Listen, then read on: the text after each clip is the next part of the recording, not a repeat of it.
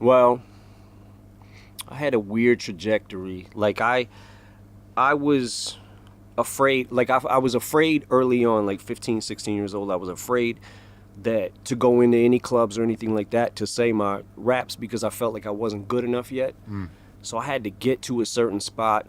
And then I was trying to I was just making songs. And one day I got a call from my boy Proof, and he was like, yo, you need to come up to the hip hop shop. And I was like, what is the hip hop shop? And he's like, yo, just come to the hip hop shop, write something, come up here. And Proof, remember Proof, Nani? He ran shit in Detroit. We me and him came up together, and we came up rapping together, but he would kind of go do his own thing, and then I'd be working at factories and stuff like that, and Proof was out there on the grind, and he started making connections, and then he met Jay Dilla, Slum Village, and a lot of the early Detroit hip hop that was exploding onto the scene. Proof was such a part of that. And I got a chance to, when I went to the hip hop shop, I was like, what the fuck? He was like, yo, I'll clear everybody out. I'll have 10 people, right?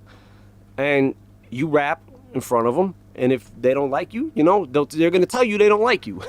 if they do like you and they fuck with you, then So I went there, I said the rap. I got some people jumping around and shit, and I was like, okay, this might be it for me. And then that's when we started having battles at the hip hop shop. And we was having a battle every couple months or something. Yeah, every 2 or 3 months. But every Saturday, I would make sure that I didn't have to work till 4 o'clock because I was going to the hip hop shop every Saturday. So every Saturday for me was, and this is early 20s, was St. Andrews Hall on Friday night. Saturday, hip hop shop. Tuesday, Ebony Showcase. And then anybody that knows Showcase is I gotta battle him tonight. He's here. Yeah, well, that's what happened. I started battling, and then in the hip hop shop, the first battle that we had there, I won it. But what we was doing, Proof was taking names and he was putting them in a hat.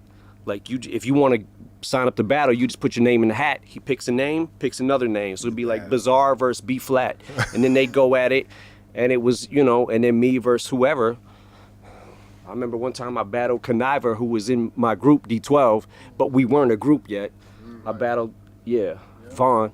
And then I just started I met a few people that got me out of just Detroit, and I went to 97 Scribble Jam. And I went all the way to the end, and then I lost to this guy named Juice, who to this day is still a really good rapper. And I think that he's so good that it's okay that I lost to him. You know what I'm saying? But is he still in Detroit rapping?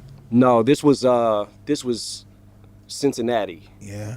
Yeah, the Scribble Jam was in Cincinnati. That was 97. And then from there I met Wendy Day, and she put me on her battle team.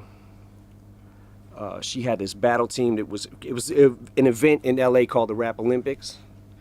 And she put me on that team. I went out to LA and then got in that battle at the Rap Olympics, went all the way to the end and lost again. The last dude. And I was super discouraged. I just got evicted from my house. Had to break in through the back of the house. Shit, yeah. The dude that we was paying rent to, he wasn't paying the rent with it. So one day this is literally the day before I go to the Rap Olympics and thank God for Wendy Day, man, because she paid for my plane ticket. But that day, we're like, what the I come home from work, me and my boy, and we're like, what the all our shit is on the lawn. I know that very well. So, yeah, so... lawn, the eviction, man, and they decorated your lawn with your furniture. Yeah, and people was rummaging through it. Outside for nobody to take your shit. Yeah, yep. So that happened, and then I had to break into the back because I had nowhere to stay. So I had to break into the house through the back window, which was my old window. Broke in, slept on the floor, got up the next day, went to the Rap Olympics, and by the first prize was $500, and I needed that $500, man, and I lost, and I was devastated. And then this kid, Dean Geislinger, walks up to me and he's like, yo, man, you got one of those CDs? And I was like, yeah. And I kind of just tossed it to him, right? And didn't think nothing of it. I didn't know that Dean worked with Jimmy Iovine.